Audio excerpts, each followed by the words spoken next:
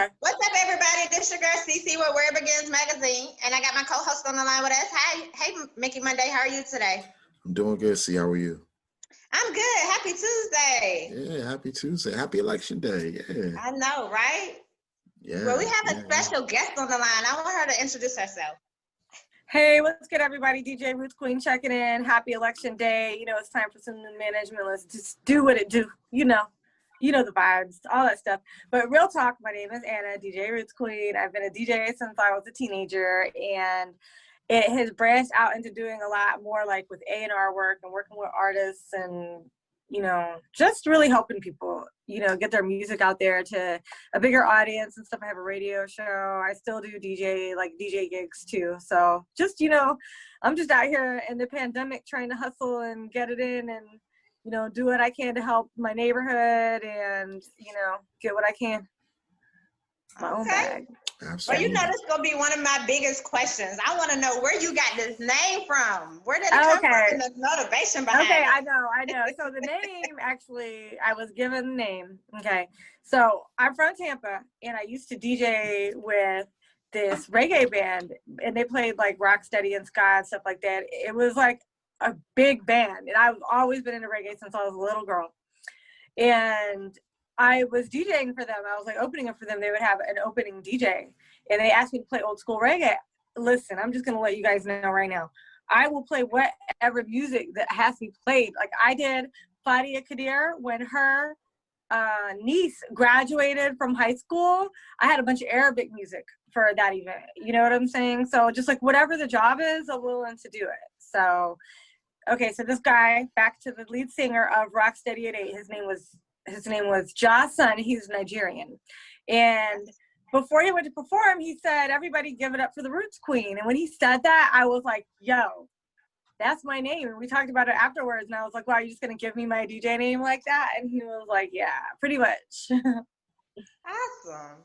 That's dope. I know.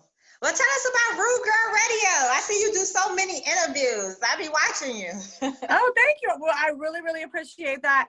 You know, it's a lot going on the internet. It's a lot of content at an exponential level. So I just, you know, I'm on there. I try to be myself. I try to create marketing messages for my clients to where, you know, they'll receive, you know, some sprinklings of audience and traffic from me, you know, and help them, you know, get up in the streets and everything in the radio and in the clubs and stuff like that. So like whatever's popping. So Rude Girl Radio started in 2013, and it actually started on Desert Storm Radio with DJ Clue. They approached me, and so that was how it all got launched. And so I started doing interviews like that, and then like doing the DJ set, online radio or whatever.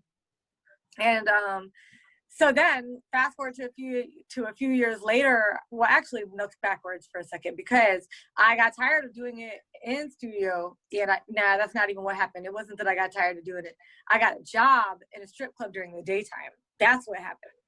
So when I got that job, I was like, we should just do the radio show here. So that's how I got with Coalition, DJ Funky, X-Rated, Outer Space. We used to have a radio show on Thursdays too. So we used to just do a lot of radio shows, and we were already live streaming the dancers and stuff like back then when live stream was a thing. This was like 2014. So fast forward to a few years later, me and my partner, we built our own studio out, and so now Rude Girl Radio is back live in the studio, you know, in the studio. Yeah, I was gonna say studio audience, but that's not the right thing to say. Okay, so we're back live in studio. Okay, so that's amazing because we were in the club. You know what I'm saying? So after we got back live in studio, that was like a year ago. We just started grinding again. Like it was already, you know, it was already the goal. Like when you stop and you rebrand things, you know, you have to remember that rebranding takes time, and you have to be like patient with yourself. You have to keep branding. So what I did when I was not doing shows on air is that I released 3 albums, Rude Girl Radio Volume 1, 2, and 3, but they were really like mixtapes. But what I did is I made sure that I had all the clearances and everything from all the artists so I could push them through DSPs, and we all get paid. You know what I'm saying? So if you think about it like this, I still release stuff on like live mixtapes and, you know, Dat Piff and stuff like that. But really, you run the risk of your music getting flagged. Like I'm planning one right now, we're making sure that it's exclusive, that it's not gonna get flagged and taken down. So this way, nobody can ever take your song down. Like I've had people call me and get single deals because I broke the record on live mixtapes, and they're like, "Hey, yeah, I got a single deal. Can you take that song down?" Like what? You know what I'm saying? So this does all of that. You have a contract with somebody, which all DJs should actually have a contract with somebody, because it's copyright infringement doing certain things that if you don't. You know what I'm saying? So you have to protect yourself. And these people want you to play their record so bad that if they can't even do that for you, ditch it. Okay. Yeah. Well, congratulations, though. That's you doing big things. Yeah, that was a lot. But yeah, so you feel me? That's my history. Okay. So what was, because I heard you earlier say that you've been listening to like reggae and I'm saying dancehall since you were young. So what was that first song or album that made you fall in love with music? The first song or album that made me fall in love with music. Okay, I'm gonna tell you. So when I was little, I didn't really know. I was like 3 or 4. I didn't really know about who was up there or whatever. I would go and see live reggae bands. That's what it was. So it wasn't really like me listening to like reggae music. I don't know what song that they would be playing, but I really liked it. But I remember it was my dad that took me to. He was into a lot of different kinds of music. So I will tell you, it was a record, and it was Madonna, Like a Virgin. And then I was also a big George Michael fan and David Bowie fan when I was little. Nice. Mm-hmm. Legends. Yes, definitely. That's crazy. Wow, to hear you start Prince off that and way. Michael Jackson, of course, that kind of stuff, of course, Right. No, it's actually pretty cool. Yeah, I was really into that. Yeah, that's good. I'm glad that your dad was able to kind of expose you to a vast. Oh yeah, he was the shit. He actually would listen to rap with me, and he liked Tupac and Bone Thugs and Harmony. Oh, your dad but of is course he dope. was a dad, and he's like, this music isn't sequenced. It all sounds it's sequenced, and it all sounds the same. You could tell they used a sequencer. They were like making fun of us for listening to music that used sequencers, because they were used to like live drummers and stuff. Oh, So yeah. there was still that like old person hate, but that's what we're supposed to do when we get old. Right. Absolutely. Back in my day. Right. So I'm gonna ask you another question. This one might be, I don't know, because just say it's it. gonna be a tough question. I know, right? All right, my bad. I'm just saying this is gonna be a tough one. So if you had the power to erase or like completely abolish one musical genre, like which musical genre would you get rid of completely? Just would I get rid of completely? Yeah, off the face of the earth. Just boom. Oh, Lord, I'm about to throw everybody under the bus, and I feel bad about it too, but I'm gonna have to say country music. Okay. That's just me though. Yeah. What about it makes you want to get rid of it completely? It's just corny. It's just the corniest thing. That I would say polka, but they don't even make polka anymore. You know what I mean? Yeah. It's just anything that's lame. You know what I mean? Like some of that is just cringy and lame. I guess you said the incomplete genre, because there are exceptions. Like if you look at like Johnny Cash, right. You know what I'm saying? Yeah. Or like Devil Came Down to Georgia. Like everybody loves that song from Georgia. You know what I mean? Like it just kind of depends. Yeah. I mean, I've always considered Johnny Cash to kind of be like somewhat of a blues artist, kind of like because he's in between. You know what I mean? So yeah. So I like the bluesy side of that. As a matter of fact, I have a family member, one of my cousin's father, I'm not actually related to him, but it was my cousin's father, was a member of a bluegrass band called Asleep at the Wheel. Like when you get off in Austin, at the airport, they have an Asleep at the Wheel cafe. So that's what that band is. I never met him or anything, but so, on the blues side of that stuff, sure, that's cool. But some of that like pop, country, you know what I mean? I'm just not really. Yeah, I feel you.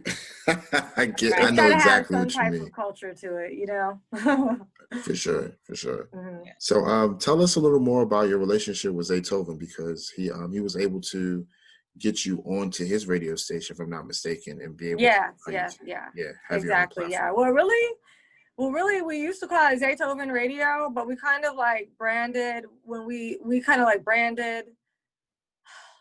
kind of like made our own brand about that, because we were launching an app and everything like that. And the reason why, you know, we did that was so that way it's just like you can't always like attach, like just like Desert Storm Radio wasn't like DJ Clue radio station, you know what I'm saying? He has other people running it and stuff like that. So, you know, we just like, you know, we used to have a lot of different DJs on there and stuff like that. And really we started focusing more on our playlisting and the technology inside of the app, outside of just like always running DJs all the time. Because when you do that, it's like it's hard. It used to be hard to track that, because it's like, you know, with track ID, you know, you want to be able to see what's playing. You don't get to see the song was playing, because we used to actually tweet out whatever song that we were playing. We would have the station, like, we had some technology where it would tweet out. But if it was just a mix show, it would be like now playing, you know, Dope Mix 372 or Awesome Mixtape. You know what I mean? It would be like a file name. So that didn't really work. So we just started thinking about creative ways to do that and get our playlisting up and redo our app and everything like that. So, and when we did that, we actually started Zaytoven Global. So that's why we actually brand it as Digital Dope Radio. So that's what it's called. And how did I get into that? Really, it started with the radio. I basically, I guess I'll air these people out a little bit. I was doing the show for a long time, and then all of a sudden they wanted to charge me to be on the station, and I didn't want to do that. So, yeah, so I had already talked to Ro, who is basically the guy that runs Digital Dope Radio, and he's my manager and Zaytoven's manager. And I told him, he had already asked me about being on his station, so I approached him again about that. So that's how that started. And what that really taught me was that, you know, I pretty much like am a partner. I mean, instead of chasing like a brand and a platform and being a platform thought, like build your own brand and get people trying to be on your shit. You know what I'm saying? Right. It's like it just depends on your personality. Some people just want to join a platform that's already established. Some people want to establish their own platform. Right. You know. So that's how that happened. And how I got affiliated with Zaytoven, really it happened South by Southwest 2015, although that we had been hanging out and chilling and stuff before that. But I actually got hired to do work because we were running a stage. I was running a few stages at South by Southwest 2015. I did the all hip hop stage. I was doing a lot of drum squad stages and stuff like that. And we partnered on some DJ equipment for the other DJ that was going out there to run the stage, you know, to run the stage and everything like that. And so just once we did that, after that, it just kept going. Like I hired somebody on their team. I hired management to road manage me. I had to go to New York for 2 weeks to DJ for the Dub Car Show, or was it 2 weeks or one? I don't remember exactly. But anyway, so I was hiring people to do work for me too. And so it just, you know, kind of came to that. And then, I don't know, it just took off. Yeah, I'd have to go, honestly, at this point, so much stuff has happened since then.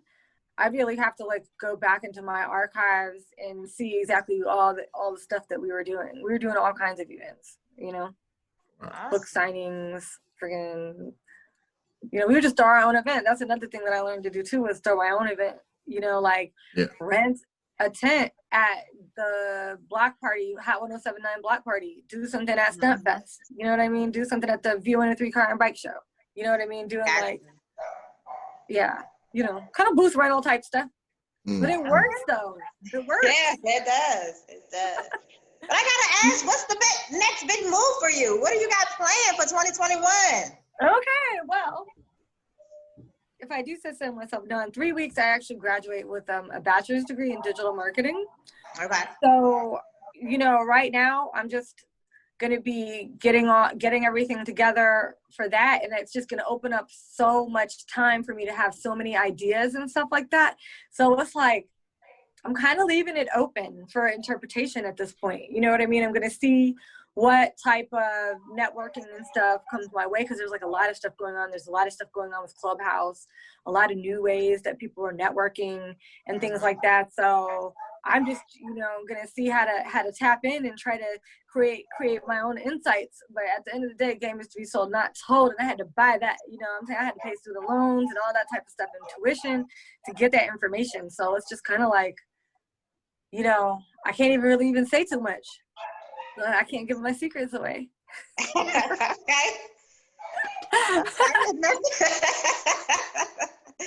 Nothing wrong with that. I just messing around though. But I like to ask everybody this. What is one fun fact about yourself?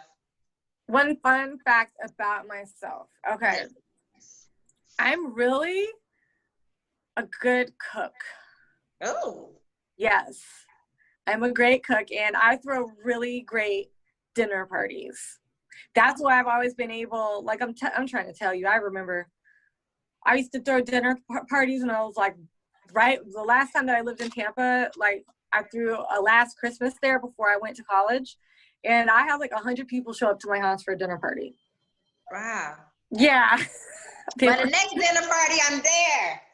Yeah, so,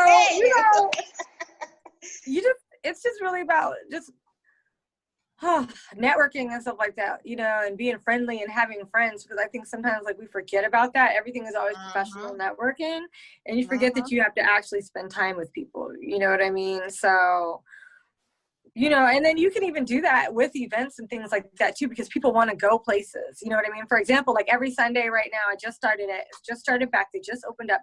I'm doing brunch every Sunday at Rocksteady Atlanta. And this last Sunday, I did like a whole Lovers Rock set. I might switch it up and do some other, reggae and weird grooves and stuff like that. I don't know where I might take it. I might have a whole R&B set. I'm not even sure yet, but it's going to be brunch vibes, because that's one of the things that I noticed going out into like brunch in Atlanta. It's like loud trap music, like Meek Mill yelling at you while you're trying to eat some damn French toast. Exactly. I agree. It's hookahs around and stuff like that, and this place is a little bit different than that. It's a cool ass vibe. You know what I'm saying? Like, I'm trying to listen to and play Gregory Isaacs at brunch. That's the type of stuff I want to listen to. I want to listen to some Patrice Rushen, maybe some like old school 90s R&B. You know what I'm saying? Some Babyface or something. You know what I mean? Like, switch it up. Well, who is your 3 DJ legends? Oh, my 3 DJ legends? Like people that I think are legends? Yes. My top 3 DJ legends? Mm-hmm. DJ Jazzy Jeff. Okay. He's always number 1 in my book. Is the funniest, most favorite DJ. I've like gone out of my way to see DJ Jazzy Jeff DJ like several times, and that is saying a lot, because it's like I've been to a lot of clubs and I've done a lot of gigs. It's hard for me to go out unless it's, I would like to go out. Sometimes the tickets are pricey. For some reason, I can always like finagle my way. And I've never had to pay to any of his concerts or anything like that. I just I want to go to that. You know what I mean? Last time I saw him was 2017 at South by Southwest. It was like we happened to have the right band to get into this friggin' DJ Jazzy Jeff party for South by Southwest. You know what I'm saying? Like literally every time. So it's been pretty amazing. Number 2, DJ Scratch. Okay. And then number 3 is DJ Infamous. Those are my 3 legend DJs. Ah, okay. We just did an interview on him. Yeah, he's a freaking legend, bro. Yes, he is. Good DJ too. He's like different from the way the DJ Jazzy Jeff is a good DJ though. Like DJ Jazzy Jeff, his song selection and his like routines. I mean, come on, like he freaking like nobody can even play Rock the Bells or try to juggle that without. He made it corny to even try to juggle that. You know what I mean? Mm-hmm. And then DJ Infamous, like, dude, he's such an amazing DJ, and he's also can host like a motherfucker. Like, it's real good. Yeah. Yeah. And then DJ Scratch, I've been calling EPMD. I was a huge EPMD fan. He's been doing Scratch Vision for a minute. Like, you know what I'm saying? So. Okay, yeah. Those 3 top good ones. Okay. Yeah. Awesome. I'm so glad that question was asked, because it actually segues into my next question. As far as you being a DJ, what are some personal touches that you like to add to your mixes and sets? Like, do you have any particular effects that you like to use? Or? I do. especially now that I'm about to graduate, one of the things that I'm going to get back into is more turntablism again. And yes, exactly. So I'm going to cut off the Cardi B nails and get back into it or whatever. And to be honest with you, oh Lord, like when I get back on these turntables, I mean, I could really go over there and do it right now. I just haven't. I'm just being lazy with all the schoolwork that I got to do. But what do you call it? Like a triple flare, orbs around the world, freaking chopping. You know, I know how to chop and screw. I do use my effects board. I'll sometimes, if I am using a controller, I'll put an effect on the scratch, because I don't know, when I'm on CDJs and controllers, it's just not the same as vinyl. I can't really get into scratching, but I'll do a couple little dope, like tiny baby scratch thing, and I'll put an echo on that. And I have a certain like way that I use my shit is actually right here if you guys want to look. I have a special way that I use this stuff and techniques that I use that makes it sound the best as possible. Okay. You know, the way that I use it, it makes it sound as best as possible. Like it's not cutting off the last word. It's not too loud before the other one comes in. It's like really, I'm going to tell you, it's 23 years of practice. After a while, it's just natural. Okay. Sure, yeah. Been in the game a long time. Yes. Since I was a kid, yeah. Wow, that's amazing. So as far as like back to music, like what is one subgenre that you think doesn't get the attention or credit it deserves? Subgenre? The biggest subgenre that I think doesn't get enough credit, it's still made to this day, and it's dub reggae. Dub reggae. Okay. Like dub plates, like. Yes, I love it. What did you say after that? Like I was saying, like dub plates. No, dub reggae, like. Oh, dub reggae. Right. Oh, okay. I get what you're saying. Yeah. Stuff like that. King Tubby Scientist.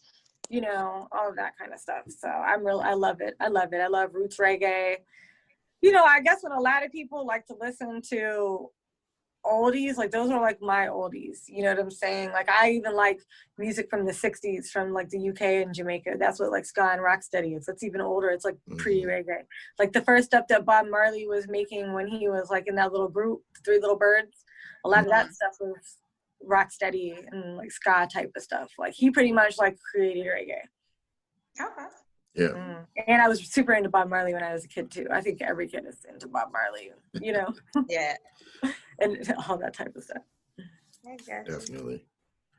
And then you know, what's one mistake you see a lot of like up and coming DJs making when they're performing or when they have their set? Because I'm sure you've been to a party or something, or I mean, honestly, you don't even have to be a DJ. You can just tell when someone's genuinely not a good DJ. You know what I mean? They cut the songs too early. The transitions are bad. They cut the songs too early. They slam mixes. They cut the songs too early. They slam mixes. The other thing that I see a lot of DJs doing,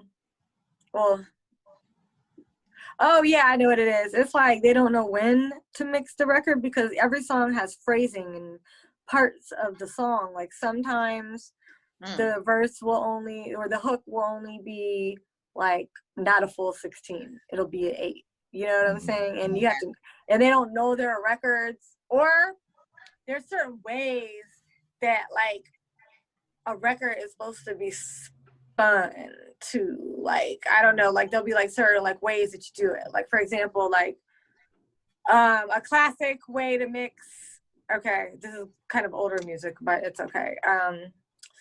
Cypress Hill, How I Could Just Kill a Man. Do you guys know that song? Okay. And then when he goes, coming at ya, didn't know I'm gonna, what did he say? Whack ya, whatever he said. Time for some action. Right there is where you bring in Redman's Time for Some Action, because it uses that sample. Not taking advantage of stuff like that. You know what I mean? Yeah, like, yeah. And also, like, sometimes you just don't know how to use their voice or host the right way. Like for example, like I might be playing They Know by Shorty Low, and I'll be drop it out and be like, big up to all my haters, and just say that shit on the mic. Speak with your chest, you know what I mean? And then I like bring in like Jeezy, Bottom of the Map, you know what I mean? Hey, you know what I mean? The shit people go crazy. You making me want to dance over here. Get out with OPP, you know what I'm saying? Right. So easy, you know what I mean? Like, you don't gotta go crazy. And then I see some people like yelling over the mic too much and not dropping down the volume and stuff. I mean, shit, I even make mistakes and do that type of stuff sometimes.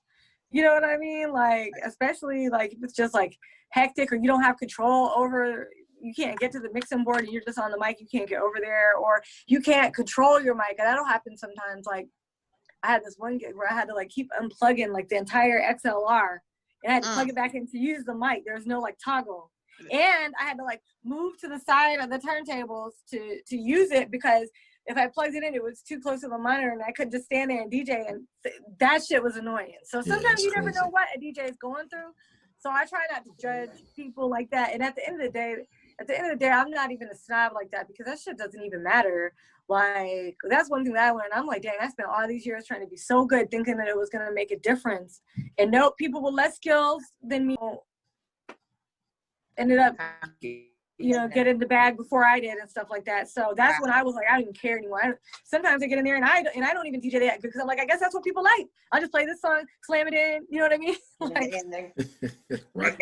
if I mess up, I'm not really that worried about it, because I think about how sloppy somebody just was that I heard. But I try not. But I don't do that like generally. But that's the reason why I like make sure that I'm not like too drunk or anything when I'm DJing too. Maybe they're too drunk or something. You never know. I guess. Yeah, that's true. Yeah. Wow, that's very insightful still though. Right. But I have a question for you. Behind the scenes, what has been your biggest challenge? Or what's your biggest challenge to date? You know what? My biggest challenge is just still, people don't think that I'm what a DJ is supposed to look like. I'm not saying that they're hating or anything like that, but they're just like, do a double take and they're just surprised. I think it's dope, but it's just like, I wish that like when I walked into a room, somebody could look at me and they told them I was a DJ. They weren't surprised. They were like, yeah, that's a DJ. Does that make sense? A little bit. Yeah, because people just don't think. Wow, I've never met a female DJ before. I've never even heard of a female DJ before. You'd be surprised how many people that are outside of DJ land and DJ world and our Instagram bubble in the music industry that have never met a female DJ. Wow. Yeah. So, well, looking at Atlanta, it seems like we have a lot of DJ women here. We do here, we do. But even then, it's the percentage. Do you know what the percentage of female DJs or females that create music, period, in this $1 billion industry is? Like 4%, girl. Wow. It's not just DJs. It is an underrepresentation of women, period. Yeah, exactly. That's why events like Black Girls Rock, Earth Girl, and all that type of stuff is important. You know what I mean? That's why you'll see so many white women talking about, we know that all women matter, but we're going to put our Black ones first. You know what I'm saying? That's why we're like that, because we know how hard the representation is. And if you're a woman, this is why I don't understand women that vote for Trump. Okay, if you're a woman and you have it hard and you're white, you could just imagine how hard that your friends have it that aren't white. You know what I'm saying? So it's just like, really, I'm about to cry. It makes me upset thinking about it. So that's really what it's about, is about the representation of women, period. I just wish that when we went places that, like, people, you know what I'm saying? Like when people come to the studio, they think that we are there to fuck and we could be the engineer. Yeah. You know? It's crazy. Yeah, I don't want to keep you in this state where, because you have another engagement. That's gonna be another interview. You got a little. I was gonna say you got something later on. I don't want you to get all flushed up. I didn't have makeup on yet, which was just because I ran out of time. But anyways, no, it's all good. What was I saying? The thing about that though, tonight I just want to shout out My Vote is Hip Hop, Char Bates and T Peaches. I was trying to say T, but I said Tar. So Char Bates and T Peaches. So both of them, love them. follow My Vote is Hip Hop or whatever. They're trying to do a lot for the community and give back. You know, Yes. after she led all the protests and everything like that. You know, it's just like, you know, what are we going to do now? So they asked me to be a part of everything. So, you know, I am. I will be able to participate more once I graduate. But so that's who I'm DJing for tonight. So wonderful. Awesome. And shout out to Shaw Bates. Yes. Yeah, she's very positivity. I love what she's doing for the community. Me too. Me too. Well, we have 2 trivia questions for you. Okay. You ready? Okay, dope. Okay, mine is, what's the worst business decision you ever made? The worst business decision that I ever made was giving somebody money to flip. Don't ever give nobody no money to flip, ever, in life, period. I don't care who it is. Not a good move. All right now. And what's yours, Mickey Birthday? Go ahead, Mickey Birthday. What's yours? I was like, dang, that's, oh my goodness. But so what's the strangest family tradition that you have in your family? My family? Let me think.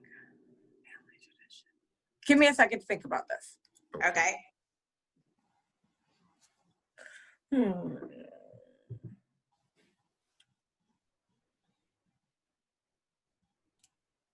Dang, what kind of normal people? Shoot. Okay, I guess some people would think this is strange, but every single year in my family my family now is like my son, my man, his family, and my mom. That's my family right now in Atlanta. Is, you know what's strange, would be strange to a lot of people? We literally every year, and we've been together for 5 years, we do Kwanzaa every year with like a lot of people, like a Kwanzaa potluck, and we bring a lot of people and light all the candles and go through all of that stuff. So I guess that would be strange because I'm like white and I celebrate Kwanzaa every year, but you know, my family is mixed. Not everybody is white in my family. So, but with that being said, I just don't think most families do that and dress up like, you know, dress up in their Kwanzaa outfits and do the whole potluck, but do it every single year. And this family that I got lucky enough to be a part of, blessed enough, because your family are the people that say they're your family first and foremost. But I'm always my mom. I love my mom, and I love my family that doesn't live here in Florida. Doesn't live here. They live in Florida still. But you know, so where you go, you got to find family. But anyways, I guess like a lot of people don't celebrate that every year, and they've been doing it for 35 years. So I've never met anybody that ever did that in my life. Have you ever met anybody that did Kwanzaa for 35 years every year? I haven't. Okay, so I don't know if that's weird or strange. Nah, you know, you get those people that are kind of like they kind of half woke. You know what I mean? They a little asleep, they half woke. So they try to celebrate, but I've never heard anyone consistently do it consecutively. You know, so that's crazy. I mean, not crazy like in a bad way. Yeah, that's crazy, like mind blowing. Like wow. Exactly. And then also one of my really good friends. Another thing weird that I did. Well, that would be weird to most people is that me and my son went when she became an Ifa priestess. So I know a lot of people have never been to anything or done anything like that either, or know people that do stuff like that, do like all that type of stuff either. The normal person, you know, outside of our bubble and circle. Oh shit. That's true.